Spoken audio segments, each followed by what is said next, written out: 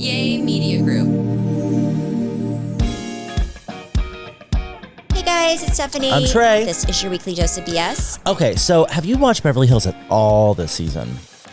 No, but I do see like little clips here and there. I always watch Beverly. I just haven't this year. There's so many like good things out that I'm watching that I was like, I need to get to it. It's so good. I think Rachel Zoe is one of the best additions they've had to this show in a long time. But I think next season, this is my request, I want to see Brad Goreski and her repair their relationship. I feel like we deserve that closure. So she did an interview recently with Interview Magazine, and on the topic of assistance, they asked her, like, what's the first word that comes to mind? She said, triggering. I've had the best in the world who are like family, but it also goes the other way. It's the hardest job to fill always. So this little piece was posted on her page, on her Instagram page, and she collaborated with the magazine on that. And Brad Goreski commented under this. Ooh, what did he say? And he said, triggering for the assistants as well. Taylor, Jill, Jordan, Tara, me, ... So they've got some beef. Oh, very my interesting. gosh. Yes. I remember watching the Rachel Zoe Project like a long time ago. I love that show. Such a good show. It was so good. It was really so was. interesting. And I remember whenever he kind of went out and did his own thing, it was such a big, a big deal. And I remember it being very not good between them. Yes. And I kind of get both sides if I'm being honest. Like I do get you're an assistant wanting to do their own thing. I felt like he was the most talented on that show. And I liked his personality. I felt like he really shined on that show and was super likable.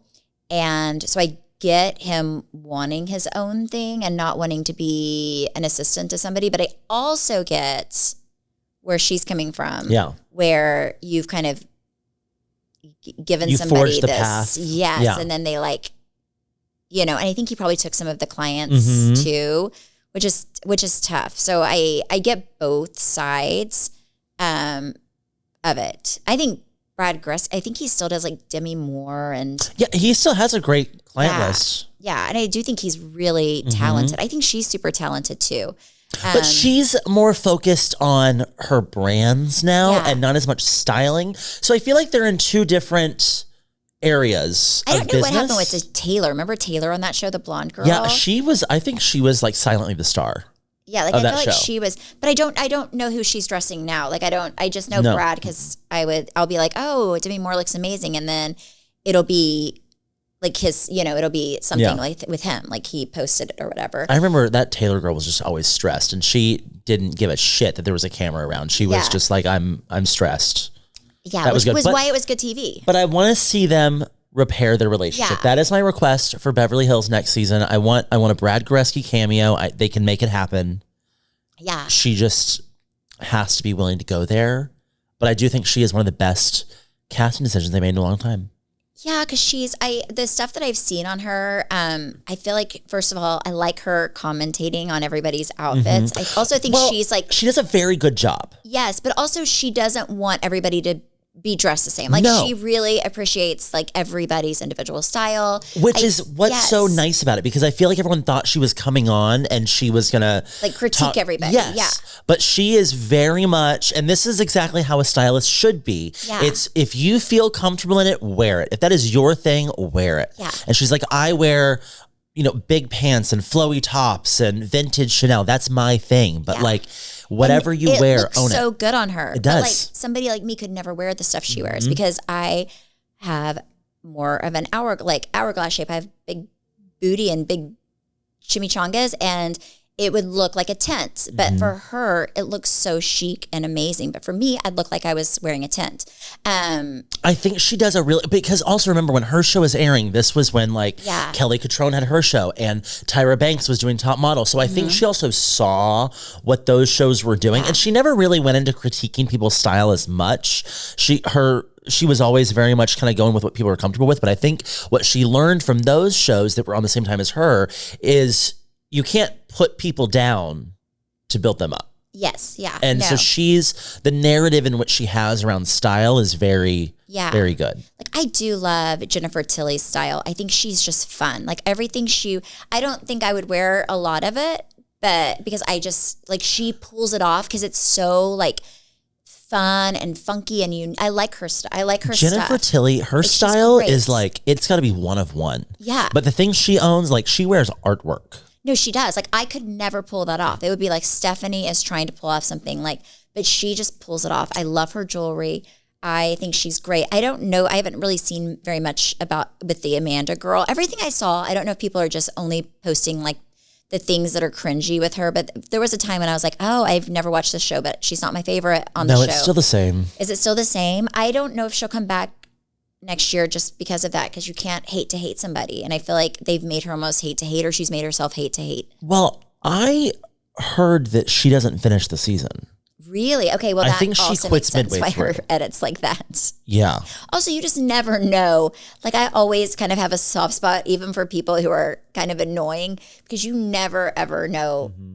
They have so many hours. I feel like they could make anybody likable if they wanted, and anybody as unlikable. You know, like they could have you saying the same thing over and over again, where people are like, oh my gosh. I'm wondering if some of hers wasn't. Maybe some of it could be production, but I don't know. I think she's just generally unlikable. Yeah. I did see something where she was like doing her wedding, and then kind of, I felt like putting her fiance down. Like, I make more in a month than he makes in a year. And I was like, I don't like that. Like, I don't know. I don't love that. Like, don't put your partner down. Like, you chose that person for a reason. Especially on a public platform like that. Yeah. And also, just like, we got to take a break, but I just want to like say this. If your strategies work, why is your husband not doing them and making this amount of money you're making? Yeah, he needs to manifest. Yeah. Or did he manifest you, and that's what pays the bills, and that's what, like, you know what I mean? Smart. I don't know, but yeah. All right, we got to take a break real quick. When we come back, we need to talk about how Spencer Pratt is kind of just fooling the world. Okay, so there is a new Impact documentary on Spencer Pratt. Did you watch it? No, because I was watching other things, and then she says this like she is the busiest lady in the world. I have been so busy. I'm literally, one day we'll talk about all of my amazing things I have going on in the world, but first I need to figure them out. Yeah. Okay, so I need you all, and I mean all of you, to watch this Spencer Pratt Impact documentary. It is fascinating because he really starts at the beginning. But where's it at? It's at Hulu. It's on Hulu. It's on Hulu. Okay. I don't know if it's other places, but I know it's at least on Hulu. Okay. That's where I found it. So he starts in the very beginning. He was on a show called, was it like Princes of LA or Prince of the Palisades? Princess of Palisades. I did not watch it, but yeah, it was like but I remember it was like. So he was good friends with Brody Jenner, whose mom at the time was married to David Foster. Yes. So they had this idea to develop a show, and David was very much in on all of this, where they were kind of just doing all of these like crazy things in this mansion or around town. They were just rich kids doing stupid things. Yeah. And you would see David drive up in his Mercedes and start yelling at them and all this stuff. But it was all very much like everyone knew what was going on. It was all very scripted, blah, blah, blah. Spencer was one of the breakout stars of this show. But he was kind of labeled like the bad boy. But that was his goal. So at the time, Laguna Beach was also on TV, and that was a big show. And so he said, we had the idea of, David was kind of done doing the show, but it did well. So we partnered up with the girls and said, hey, let's make a show together.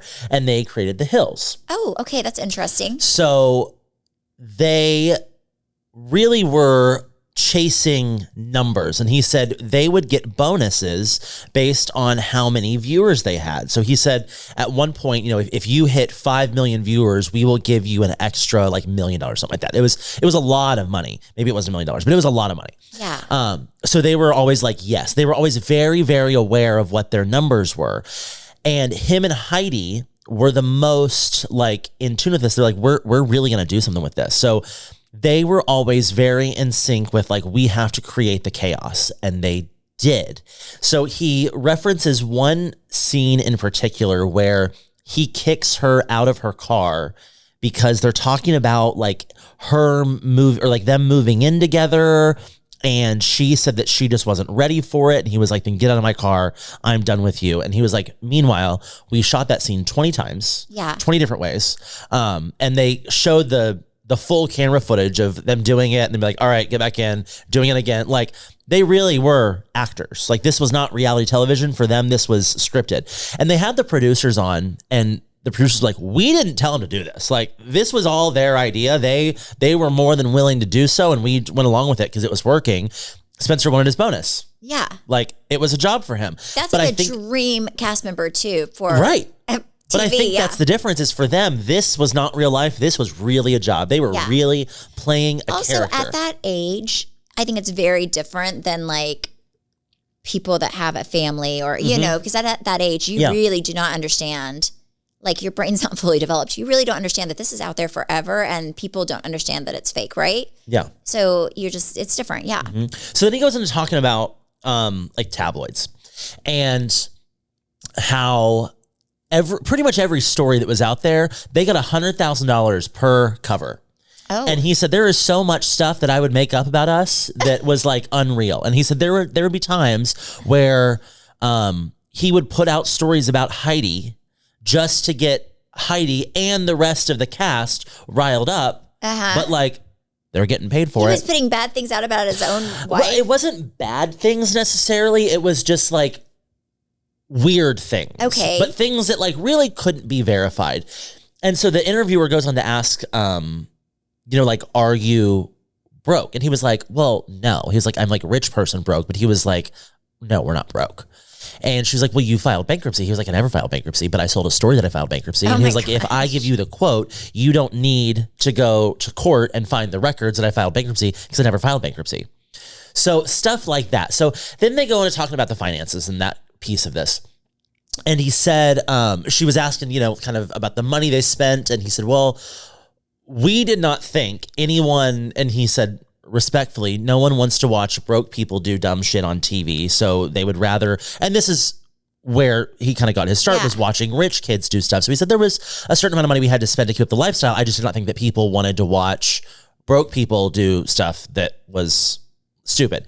And he said, but I was wrong because the Jersey Shore came out and they had higher numbers than us. And so he talks about this one situation where, and I'll let you watch it to finish the rest of like how this situation went, but the week that the episode aired with Snooki drunk in a bar where she got punched in the face by some guy. Okay. They started filming their show.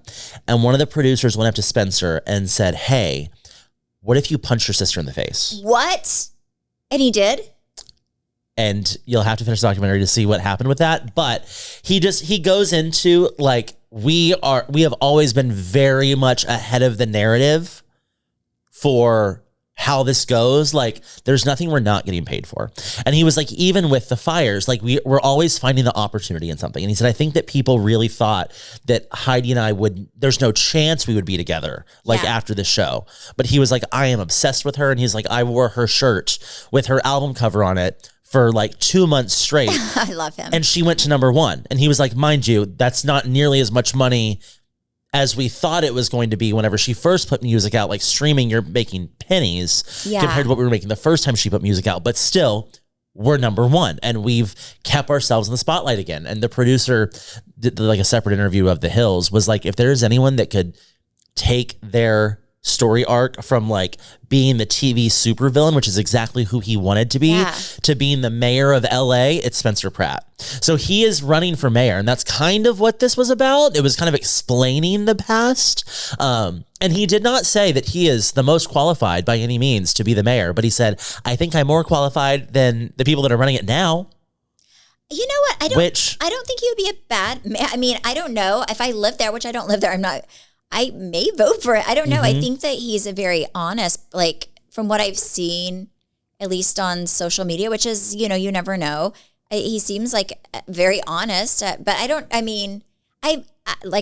he's probably less horrible. He's a businessman. He's good politicians. I don't know that I think he has the best of intentions. Now, he talked about after Heidi had all that surgery, they had planned a news cover to say like Heidi regrets her $1 million worth of plastic surgery. Like that was all like a part of the plans. The man knows what he's doing. Yeah.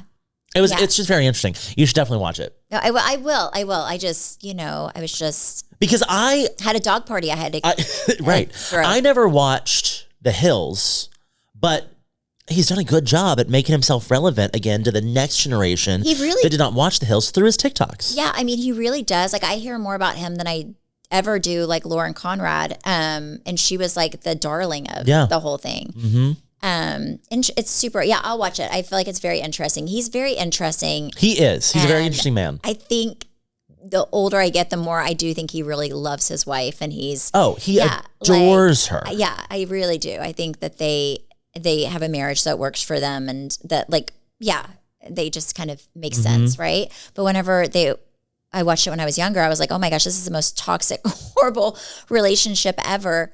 But that makes sense that they were just putting it on for cameras. Yeah. So highly recommend. Yes. On that note, thank you guys so much for listening and supporting. You can follow me at Steph Holman on Instagram, Facebook, and TikTok. You can follow me at Trey_Stewart. You can follow our podcast at BS the Podcast, and you can watch us on YouTube at Weekly Dose of BS. Bye.